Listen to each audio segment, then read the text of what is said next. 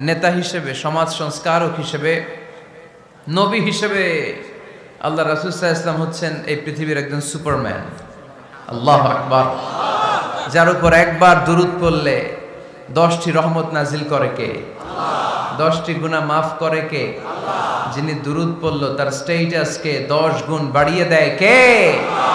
ওই হাবিব সাল্লাল্লাহু আলাইহি ওয়াসাল্লামের উম্মত হতে পেরে আমরা খুশি না বেজা? আমরা আল্লাহর রাসূল সাল্লাল্লাহু আলাইহি ওয়াসাল্লামকে আজকে জানার চেষ্টা করব কোরআনের আলোকে। ইনশাআল্লাহ পড়েন।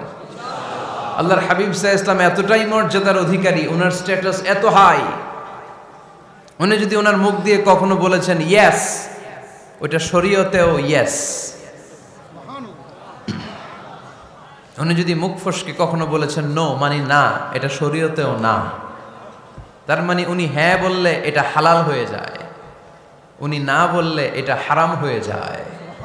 উনি আঙ্গুল তুললে চাঁদ ভেঙে 2 ভাগ হয়ে যায়। উনি জমিন থেকে পা উপরে উঠালে আল্লাহর আরশের দিকে মেরাজে চলে যায়। উনি এমন নবী, উনারে বাদ দিলে ইসলাম থাকে না, থাকে? উনি এমন রাসূল, উনারে বাদ দিলে কোরআন বোঝা যায় না, কারণ কোরআন ওনার উপর নাজিল করেছে কে? আল্লাহ। উনি এমন হাবিব যাকে বাদ দিলে হাদিস বোঝা যায় না, কারণ এই হাদিস হচ্ছে এই প্রিয় নবীর মুখনিসৃত বাণী, ঠিক কিনা? উনি এমন রাসূল যাকে বাদ দিলে সালাত বোঝা যায় না, কারণ সালাত কেমন করে পড়তে হয়, আদায় করতে হয় বিশ্বনবী হাতে কলমে শিক্ষা দিয়েছেন, ঠিক কিনা? এক সাহাবী সালাত পড়ছিলেন, সালাত পড়ে আল্লাহর হাবিব সাল্লাল্লাহু আলাইহি ওয়াসাল্লামের কাছে আসলেন। আল্লাহ রাসূল বললেন, সাল্লি ফা ইন্নাকা লাম তুসাল্লি, রিপিট ইউর সালাহ because you didn't offer your সালাহ ইন এ কারেক্ট ওয়ে। আবার নামাজ পড়া হয় নাই। সাহাবী যে আবার পড়লেন, আবার আসলেন, আল্লাহর হাবিব বললেন আবার পড়ো, হয় নাই। সাহাবী পড়ে আসলেন, আল্লাহর হাবিব বললেন সাল্লি ফা ইন্নাকা লাম তুসাল্লি, আবার নামাজ পড়া হয় নাই। এবার সাহাবী এসে কেঁদে দিলেন, এসে বললেন ইয়া রাসূলুল্লাহ, এর চেয়ে ভালো তো আমি পড়তে পারি না। আল্লাহর হাবিব জড়িয়ে ধরলেন আর বললেন আসো শিখিয়ে দেই কেমন করে সালাত পড়বে। সালাতে কোনো তাড়াহুড়ো করবে না। রুকুতে যখন যাবে তোমার পিঠটা হবে স্ট্রেইট ফরওয়ার্ড, স্ট্রেইট ফরওয়ার্ড। রুকু থেকে সোজা হয়ে দাঁড়াবে, 2 সেজদার মাঝখানে সোজা হয়ে বসবে। সেজদায় যখন যাবে রিল্যাক্স করবে। সালাতে কি করতে হয়? রিল্যাক্স। আমার সাথে সাথে সবাই আওয়াজ করে পড়েন রিল্যাক্স। সালাতে রিল্যাক্স করবেন, আপনি তাড়াহুড়ো করতে পারবেন না। আল্লাহর হাবিব সাল্লাল্লাহু আলাইহি ওয়াসাল্লাম শিখালেন কিভাবে সালাত পড়তে হয়। তার মানে এই নবীরে বাদ দিলে সালাত বোঝা যায় না, এই নবীকে বাদ দিলে সিয়াম বোঝা যায় না। সিয়াম কেমন করে পালন করতে হয় এই নবী শিখিয়েছেন। এই নবীকে বাদ দিলে হজ বোঝা যায় না, কারণ এই হাবিব বলেছেন খুযু আন্নী মানাসিকাকুম, কেমন করে হজ করতে হয় আমার কাছ থেকে শিখে নাও। এ নবী এমন নবী, এ নবীরে বাদ দিলে জান্নাতে যাওয়া যায় না, ঠিক কিনা? এজন্য এই হাবিবের বাদ দেয়া যাবে? আল্লাহর হাবিবের চাইতে শ্রেষ্ঠ কাউরে পাওয়া যাবে? আমার নবীর চাইতে বিশ্বস্ত কেউ আছে? সে কোন বন্ধু বলো বেশি বিশ্বস্ত, সে কোন বন্ধু বলো বড় বিশ্বস্ত, কার কাছে মন খুলে দেয়া যায়, কার কাছে প্রাণ খুলে দেয়া যায়, হওয়া যায় অতি আশ্বস্ত। তার নাম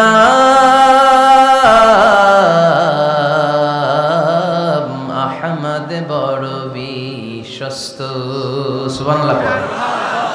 ওনার চাইতে বিশ্বস্ত গোটা দুনিয়ায় দ্বিতীয় কাউকে খুঁজে পাওয়া যাবে। এজন্য উনি যা নিয়ে এসেছেন ওইটাই আমাদেরকে ধরতে হবে, because he is our model.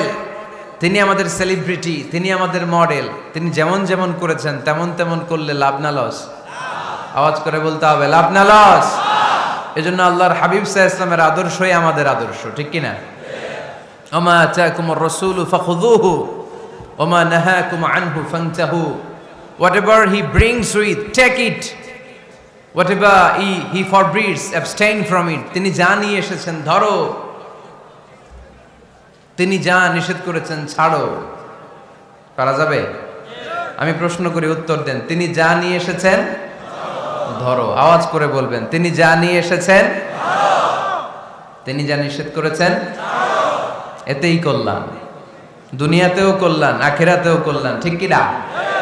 যা নিয়ে এসেছেন এতে বারাকাত, যা নিয়ে এসেছেন এতে কল্যাণ, যা নিয়ে এসেছেন এতে রাহমা।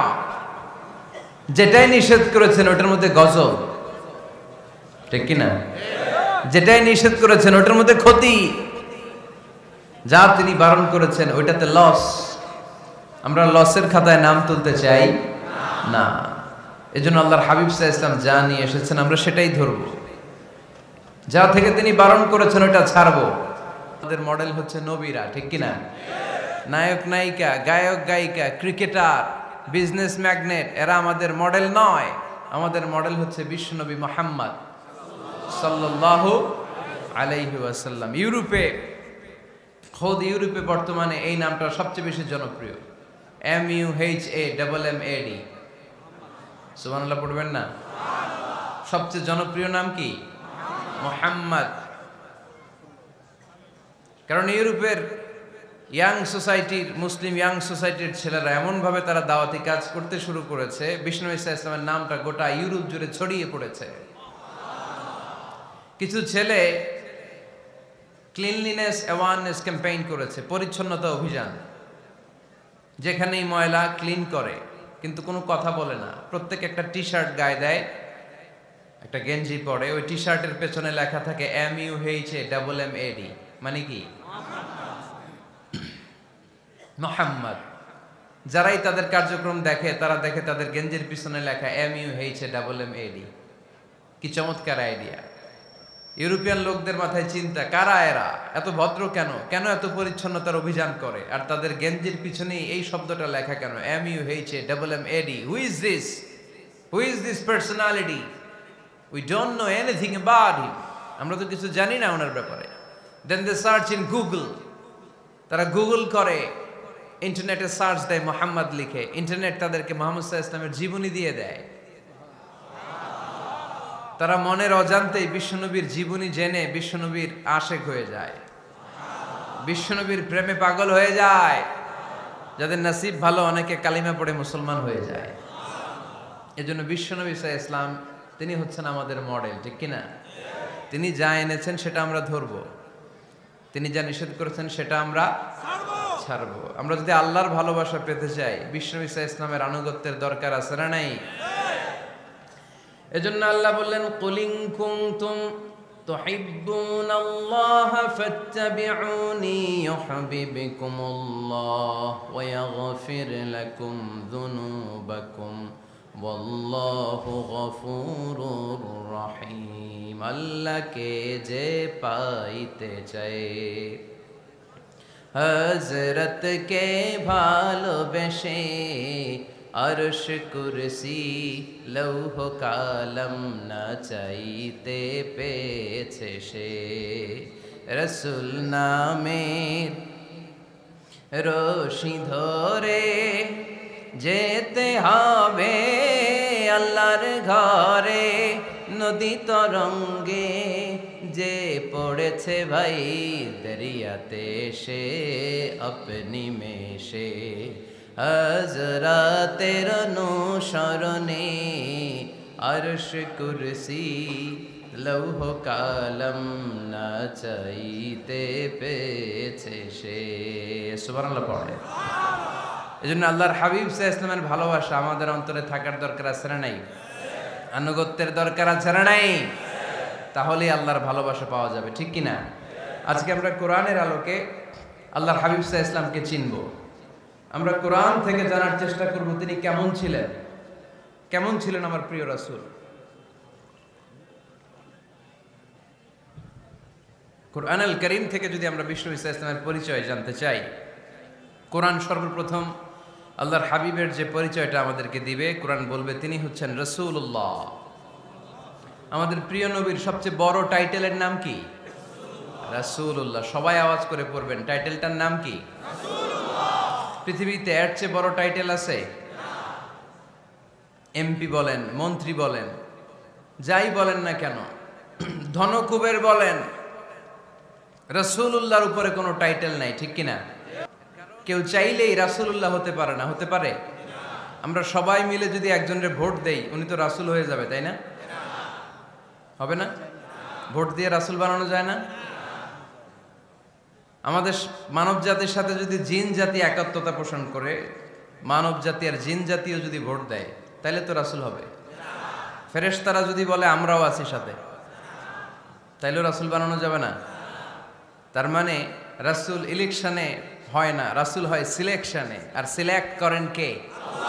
আল্লাহু ইয়ালামু হাইসু ইয়াজআলু রিসালাতাহ। আল্লাহই ভালো জানেন তিনি কাকে রাসূল বানাবেন।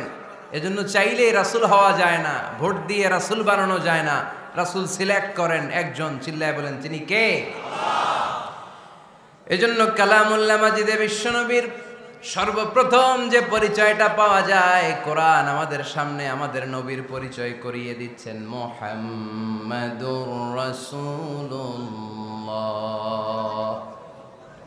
ওয়াল্লাযীনা মাআহু আশিদ্দাউ আলাল কুফফারি রুহামাউ বাইনাহুম। কোরআন সর্বপ্রথম বিশ্বনবীর পরিচয় আমাদের সামনে তুলে ধরলেন আর বলল, কোরআন আমাদেরকে জানিয়ে দিল আমাদের প্রিয় নবীর প্রথম টাইটেল হলো তিনি হলেন রাসূলুল্লাহ সাল্লাল্লাহু আলাইহি ওয়াসাল্লাম। তাহলে আল্লাহর হাবিব সাল্লাল্লাহু আলাইহি ওয়াসাল্লামের প্রথম পরিচয় রাসূলুল্লাহ। আওয়াজ করে বলেন তো প্রথম পরিচয় কি? রাসূলুল্লাহ। তিনি আল্লাহর বার্তাবাহক, আল্লাহ তাআলার পক্ষ থেকে বাণীবাহকের কাজ তিনি করেন।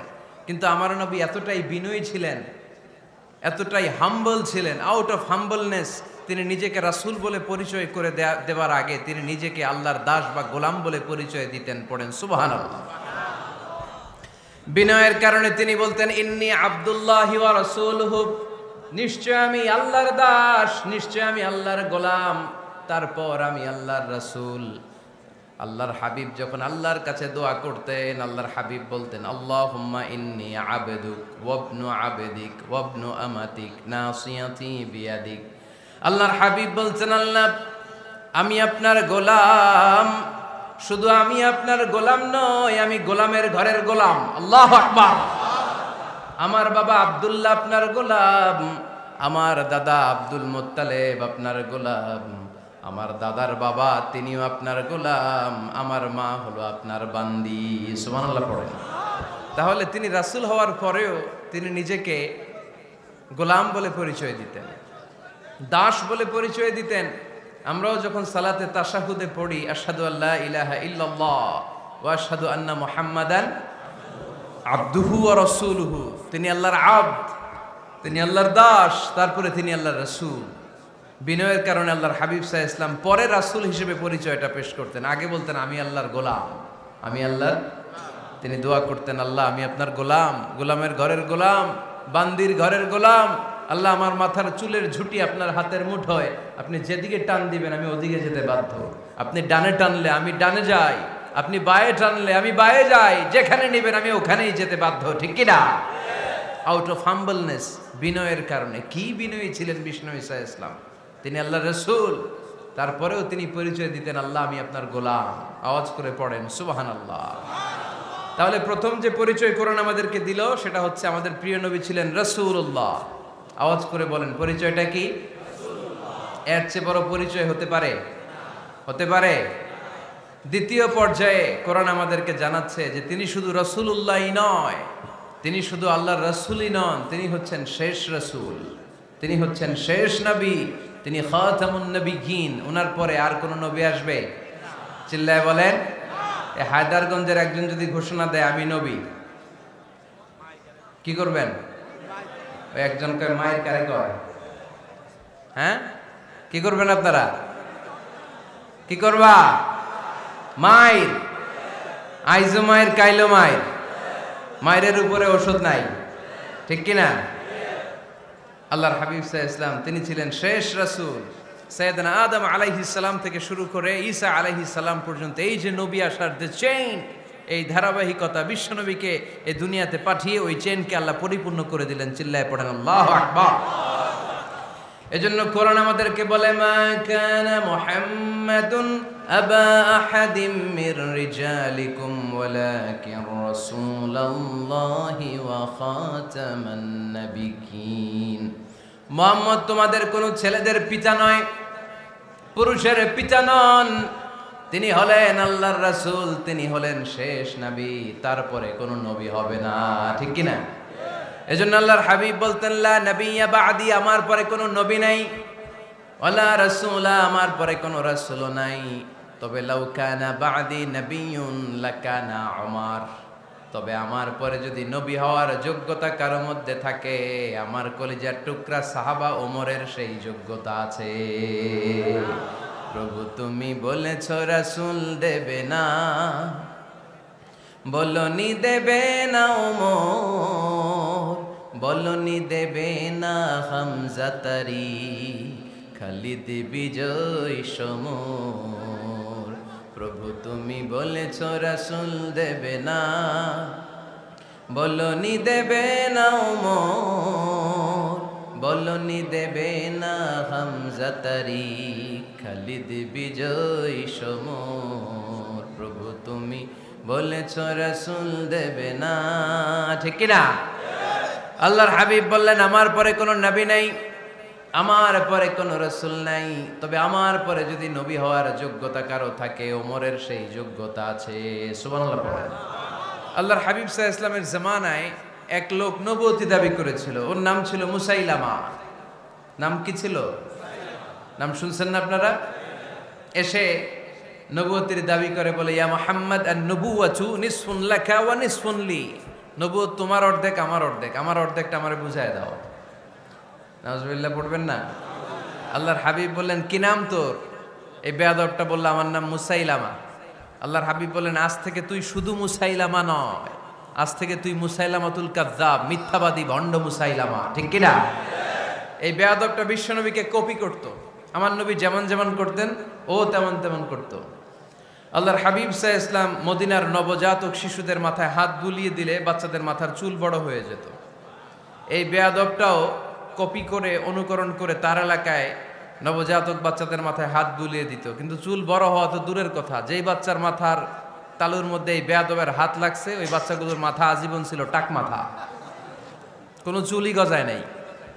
আল্লাহর হাবিব সাল্লাল্লাহু আলাইহি ওয়াসাল্লাম লোনা পানির কুয়ার ভেতরে কুলি করে ফেলে দিলে ওই কুয়ার পানি মিঠা পানির কুয়ায় পরিণত হয়ে যেত। আর এই বেয়াদব মিঠা পানির কুয়ার মধ্যে কুলি ফেললে ওটা লোনা পানির কুয়া হয়ে যেত।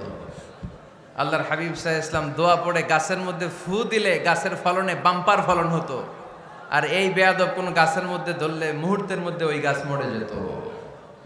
তার মানে নবীর সাথে বেয়াদবি করেছে, ঠিক কি না? আল্লাহর হাবিব সাল্লাল্লাহু আলাইহি ওয়াসাল্লামের পরে আর কোন নবী আছে? মির্জা গোলাম আহমদ কাদিয়ানী নাম শুনছেন? শোনেন নাই? কে কে হাত তোলেন তো, সবাই শুনছেন? এই বেয়াদবটাও কাদিয়ান এলাকার লোক, সেও নবুয়তির দাবি করেছিল, কিন্তু তার পরিণাম ভালো হয় নাই, ঠিক কিনা? নবীরা পবিত্র, নবীরা যেই জায়গাটায় মারা যায় ওই জায়গাটাও পবিত্র, কিন্তু এই বেয়াদবটা মারা গেছে টয়লেটের ভেতরে, টয়লেটের টাঙ্কি ভেঙে পায়খানার গোডাউনের ভেতরে পড়ছে। পায়খানা খাইতে খাইতে পেটটা হয়ে গেছে এত বড়, মেথর এনে শিকল দিয়ে বেঁধে টেনে হিচড়ে একে উপরে ওঠানো লাগছে। এগুলো প্রমাণ করে আল্লাহর হাবিব সাল্লাল্লাহু আলাইহি ওয়াসাল্লামের পরে কেউ যদি নবুয়তির দাবি করে তার পরিণাম ভালো হয় না। চিল্লায় বলেন ঠিক কিনা? এজন্য সহিহ মুসলিমের বর্ণনা, আল্লাহর নবী বললেন মাসালি ওয়া মাসালুল আমবিয়া মিন ক্বাবলি কামাসালি রাজুলিন বানা বাইতান, আমার দৃষ্টান্ত আর আমার আগের নবীদের দৃষ্টান্ত ওই ব্যক্তির মতো যেই ব্যক্তি একটা ঘর বানিয়েছে। কি বানিয়েছে? খেয়াল করে শুনবেন, আল্লাহর হাবিব বললেন আমার দৃষ্টান্ত আর আগের সব নবীদের দৃষ্টান্ত হচ্ছে ওই ব্যক্তির মতো যে ব্যক্তি একটা ঘর বানিয়েছে, যে ঘরটা অনেক সুন্দর করে সে ডিজাইন করেছে। ঘরের ডানে বায়ে উপরে নিচে সামনে পেছনে এত সুন্দর ডিজাইন, নিখুঁত, খুঁত ধরার মতো কোনো জায়গা নাই। লোকজন এসে যারাই ঘরটা দেখে সবাই বলে বাহ বাহ, কি বলে, এত সুন্দর ঘর আমরা দেখি নাই। তবে একটা জায়গায় একটা ভুল ছিল, একটা জায়গায় একটা খুঁত ছিল। ঘরের একটা ওয়ালে ইটের গাঁথুনির জায়গাটাতে এক জায়গায় একটা ইটা কম ছিল। কি কম ছিল? ইটা কম ছিল। সবাই বললো তোমার ঘরটা অনেক সুন্দর, এক জায়গায় একটু সমস্যা, দেয়ালের গাঁথুনিতে একটা ইটা নাই। বিশ্বনবী সাল্লাল্লাহু আলাইহি সাল্লাম বলেন, ফা আনাল লাবিনা ওয়া আনা খাতামুন নাবিয়িন, আমি হচ্ছি সেই ইটা, আমাকে যখন আল্লাহ তাআলা ওই জায়গায় গ্যাপ পূরণের জন্য রেখে দিল, গোটা বিশ্বটা উজালা হয়ে গেল, নবুয়তের মালাটা পরিপূর্ণ হয়ে গেল। ফা আনাল লাবিনা ওয়া আনা খাতামুন নাবিয়িন, আমি হলাম সেই ইটা, আমাকে যখন আল্লাহ তাআলা দুনিয়ায় পাঠালেন, গোটা দুনিয়াটারে আলোকিত করে দিল কে? এরা হতে হেলে দুলে নুরানি তনু ওকে আসে হায়, সারা দুনিয়ার হেরে মেরে পর্দা খুলে খুলে যায়, সে যে আমার কামলিওয়ালা কামলিওয়ালা, সে যে আমার কামলিওয়ালা কামলিওয়ালা, তার ভাবে বিভোল রাঙ্গা পায়ের তলে, পর্বত জঙ্গল টল মল টলে, খুরমা খেজুর বাদাম জাফরানি ফুল ঝরে ঝরে যায়, সে যে আমার কামলিওয়ালা কামলিওয়ালা। সুবহানাল্লাহ পড়েন। এজন্য আল্লাহর হাবিব বলতেন, আমি শেষ নবী, আমি শেষ রাসূল, আমার পরে কোনো রাসূল নাই, আমি হলাম খাতামুন নাবিয়িন। সুবহানাল্লাহ পড়েন। তাহলে কোরআন সর্বপ্রথম আল্লাহর হাবিবের যে পরিচয়টা দিল, সেটা হচ্ছে আল্লাহর হাবিব হচ্ছেন রাসূলুল্লাহ। আওয়াজ করে বলেন তো, তিনি কি ছিলেন? আল্লাহ রাসূল ছিলেন। দ্বিতীয় যে পরিচয়টা কোরআন আমাদেরকে দেয়, সেটা হচ্ছে তিনি যেন তেন রাসূল নন, তিনি হচ্ছেন শেষ রাসূল, শেষ নবী, খাতামুন নাবিয়িন। তার মানে আমার নবীর পরে আর কোন নবী পৃথিবীতে আসবে। তিন নাম্বার কোরআন যে পরিচয়টা আল্লাহর হাবিবের আমাদের সামনে তুলে ধরেছে, সেটা হচ্ছে তিনি রাসূল ছিলেন, শেষ রাসূল ছিলেন, তবে তিনি মানুষ ছিলেন। তিনি কি ছিলেন? আওয়াজ করে বলেন। আমার নবী কি জিন ছিল? ফেরেশতা ছিল না?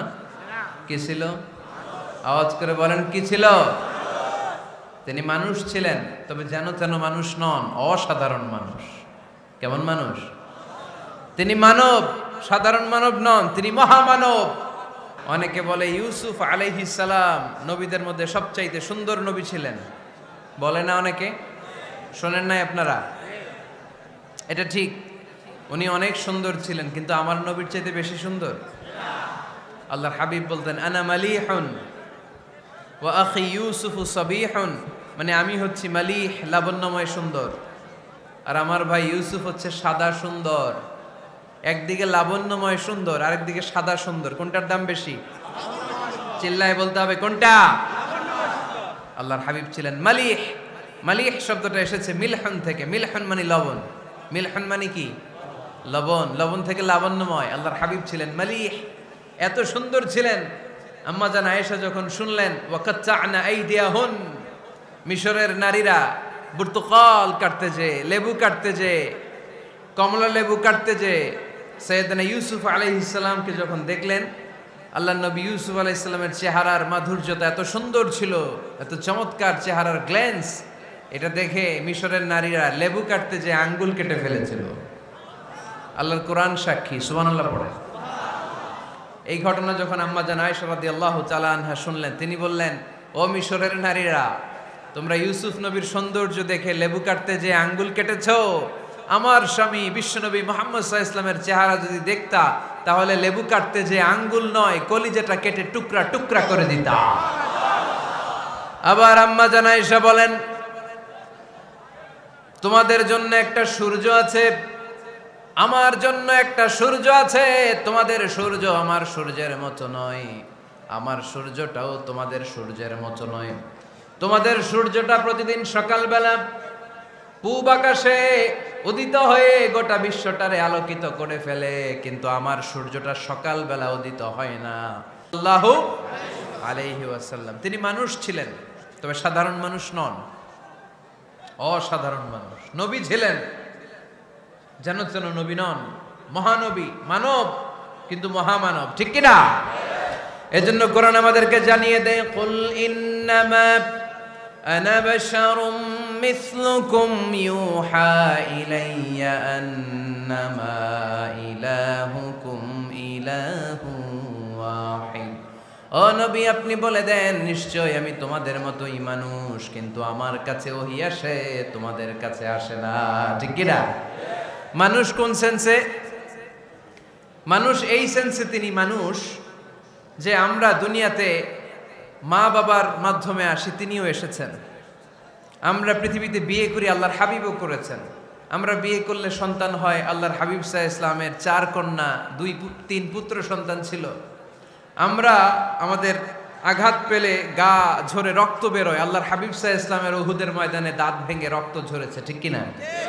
এই সেন্সে তিনি মানুষ, কিন্তু সাধারণ মানুষ নন। তিনি অসাধারণ মানুষ, অসাধারণ, আনপ্যারালাল, ইউনিক, ফ্যান্টাস্টিক। আল্লাহর হাবিবের সাথে কারো তুলনা চলে না। আল্লাহর হাবিব সাল্লাল্লাহু আলাইহি ওয়াসাল্লাম বলেন, আল্লাহ তাআলা গোটা বিশ্বের সবাইকে তৈরি করে 2 ভাগ করলেন। কয় ভাগ? 1 ভাগ জান্নাতি, 1 ভাগ জাহান্নামী। আমাকে আল্লাহ তাআলা জান্নাতীদের মধ্যে প্রেরণ করলেন। এই জান্নাতীদেরকে আল্লাহ অনেক শহরে বিভাজন করে পৃথিবীতে পাঠালেন। আমাকে আল্লাহ তাআলা মক্কা শহরে পাঠালেন। মক্কা শহরে অনেকগুলো বংশ আছে, সেখান থেকে আল্লাহ তাআলা আমাকে কুরাইশ বংশে পাঠালেন। কুরাইশ বংশে অনেক খানদান আছে, আমাকে আল্লাহ তাআলা হাশমি খানদানে পাঠালেন। হাশমি খানদানে অনেক পরিবার আছে, আমাকে আব্দুল মুত্তালিবের পরিবারে পাঠালেন। আব্দুল মুত্তালিবের পরিবারে অনেক সদস্য আছে, এই সব সদস্য বৃন্দদের মধ্যে থেকে আমাকে শ্রেষ্ঠ মানুষ করে তিনি দুনিয়ায় পাঠালেন। আনা খায়রুকুম বাইতা, আনা খায়রুকুম নাফসা।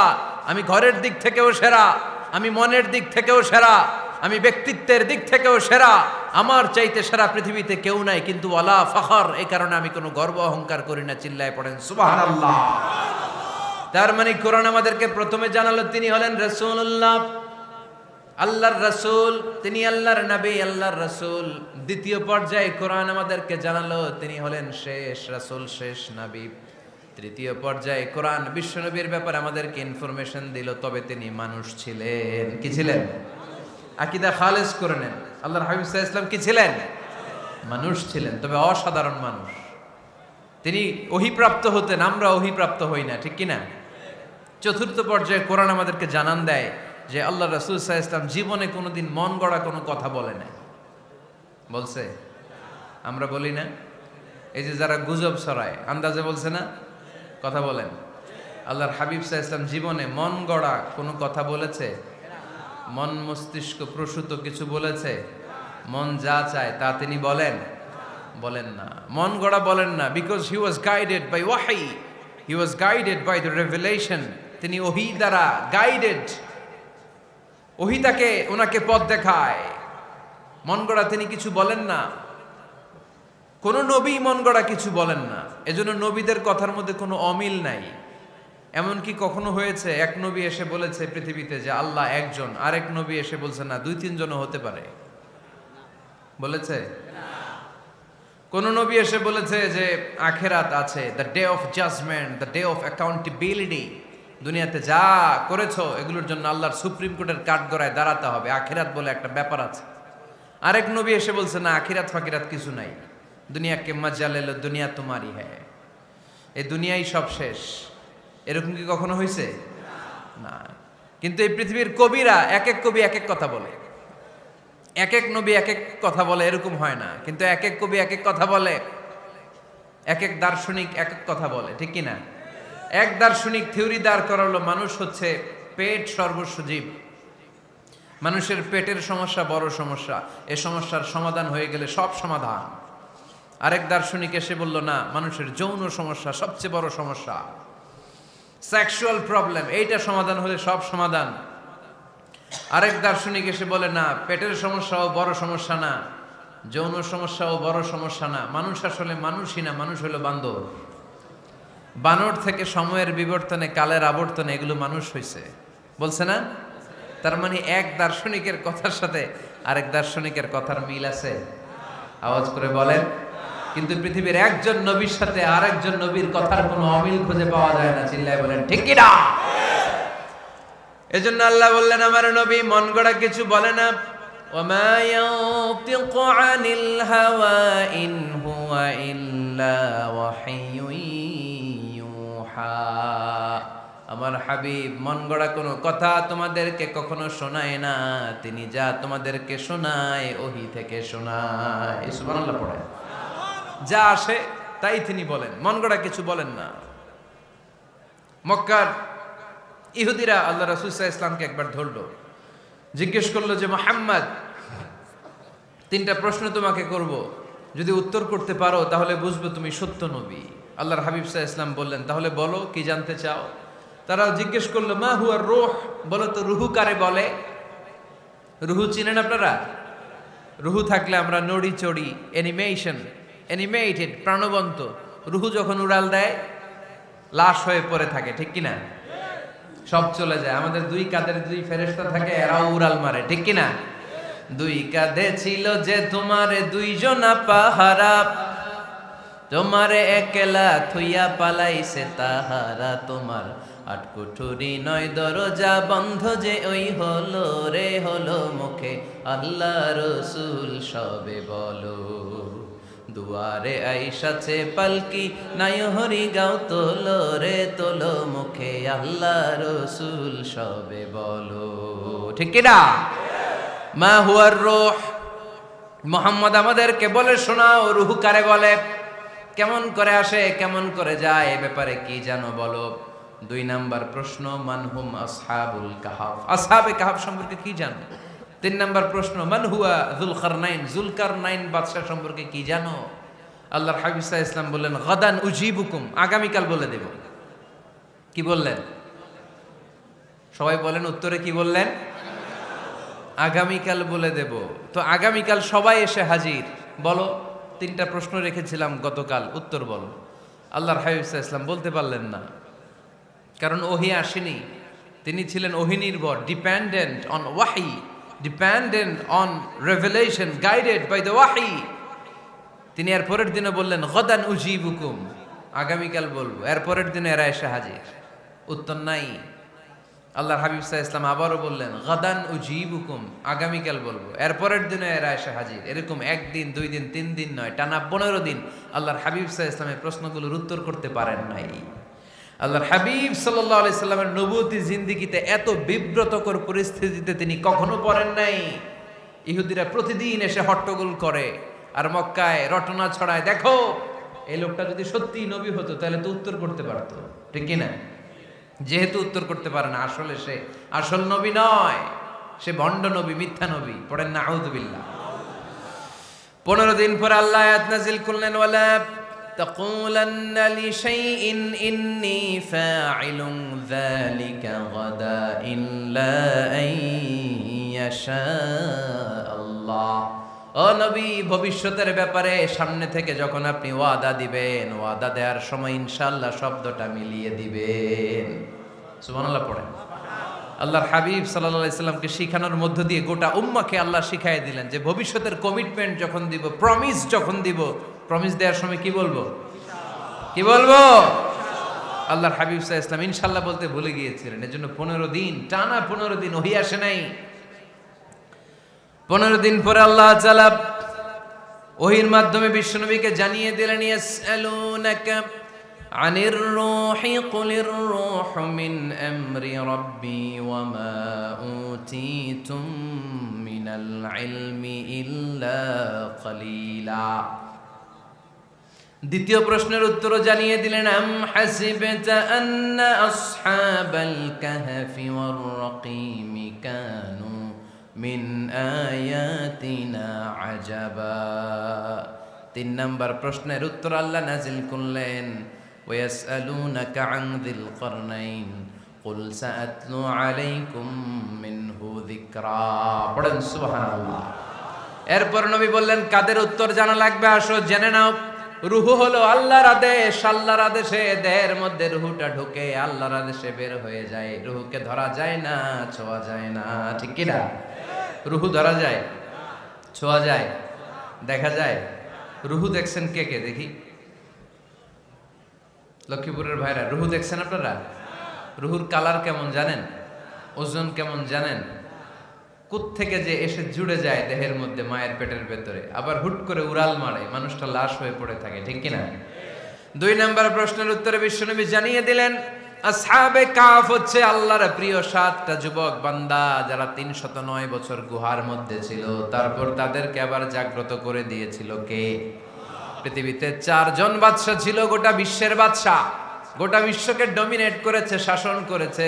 2 জন মুসলমান, 2 জন কাফের। এর মধ্যে একজন ছিল যুলকারনাইন, গোটা বিশ্বকে শাসন করেছে। সুবহানাল্লাহ পড়ে। তার মানে আল্লাহর হাবিব সাল্লাল্লাহু আলাইহি ওয়াসাল্লাম মন গড়া কিছু বলতেন না। কথা কি বুঝতে পারতেছেন? তা না হলে এই 15 দিন বানায় একটা বলে দিতেন না? আমরা হলে কি করতাম? একটা প্রশ্ন করছে কেউ, কি করতাম আমরা? বানায় একটা বলে দিতাম। জানি না, এই কথা কোনোদিন আমাদের মুখ দিয়ে বের হয় না।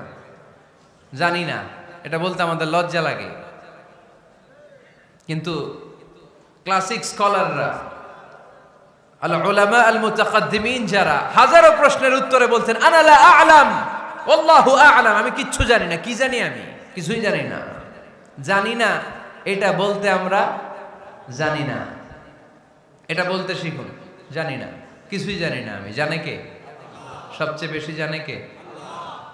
মুসা আলাইহিস সালাম বনি ইসরাইলের লোকদের কাছে বয়ান করতেছিলেন। হঠাৎ একজন দাঁড়িয়ে বলে, মান আ'লামু ফিল আরদ, নবী আল্লাহ মুসা, বর্তমান পৃথিবীতে সবচেয়ে জ্ঞানী কে বলেন তো?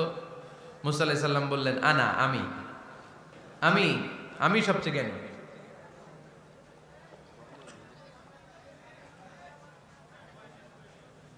কিন্তু আল্লাহ তাআলার কাছে প্রশ্নের উত্তরটা পছন্দনীয় হয়নি। মুসা আলাইহিস সালামের উত্তরটা ভুল ছিল না, ঠিকই ছিল। কারণ যেই জামানায় আল্লাহ তাআলা যাকে নবী বানিয়ে পাঠান তাকে সবচেয়ে বেশি জ্ঞান দিয়েই পাঠান, ঠিক কি না? ওহির জ্ঞানের চাইতে ভারী দামি কোনো জ্ঞান হতে পারে? কিন্তু আল্লাহ তাআলা চেয়েছিলেন মুসা আলাইহিস সালাম যেন বলে আল্লাহু আ'লাম, আল্লাহ সবচেয়ে জ্ঞানী। আল্লাহ বললেন, মুসা তুমি ঠিক বলনি, তুমি সবচেয়ে বড় জ্ঞানী না, তোমার চেয়েও বড় জ্ঞানী এই তল্লাটে আছে।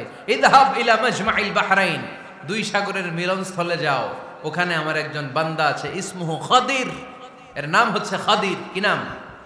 আমরা যারে বাংলায় কি বলি? খিজির, আসলে খাদির। তার কাছে যাও, তোমার চাইতেও জ্ঞানী। অনেক লম্বা চূড়া ঘটনা। তাহলে জান্নেওয়ালার উপরও জান্নেওয়ালা আছে, জ্ঞানীর উপরও জ্ঞানী আছে। সবচাইতে বড় জ্ঞানী, মহাজ্ঞানী একজন, চিল্লায় বলেন তিনি কে? তাহলে 4 নাম্বার, চতুর্থ পর্যায়ে কোরআন আমাদেরকে যেটা জানালো যে আল্লাহর হাবিব সাল্লাল্লাহু আলাইহি ওয়াসাল্লাম মন গড়া কথা কোনোদিন কখনো বলেন নাই। 5 নম্বরে কোরআন আমাদেরকে জানায় আল্লাহর হাবিব সাল্লাল্লাহু আলাইহি ওয়াসাল্লাম ছিলেন দয়ার মূর্ত প্রতীক, মায়ার নবী, দয়ার নবী। দয়ার শেষ নাই এই নবীর।